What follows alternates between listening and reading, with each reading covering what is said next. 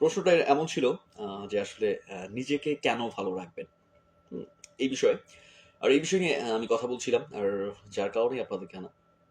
So আপনি যদি নিজেকে ভালো রাখতে চান কিংবা আপনি যদি নিজে ভালো থাকতে চান, তাহলে অবশ্যই নিজেকে ভালো রাখাটা মাস্ট বি ইম্পোর্টেন্ট। বিকজ আপনি যদি আপনার নিজেকেই ভালো রাখতে না পারেন, তাহলে আ আপনি তাকে কিভাবে ভালো রাখবেন? সো আগে আপনার নিজেকে ভালো রাখতে শিখতে হবে। তাহলে দেখবেন যে আপনি অটোমেটিক্যালি তাকেও ভালো রাখতে পারছেন। আর আপনি যদি সেটা কখনো করতে না পারেন, তাহলে কিছুই হবে না। বাট আবার অনেক কিছু হবে।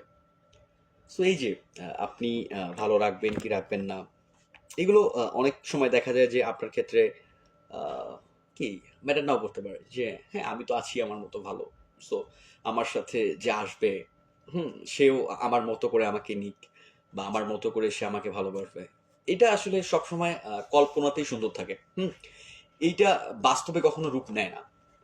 আর এটা বাস্তবে রূপ নিতে গেলেও আ আ কি সবার ক্ষেত্রে হয় না। এটা হয়তোবা হাজারে ২-১ জনের হতে পারে।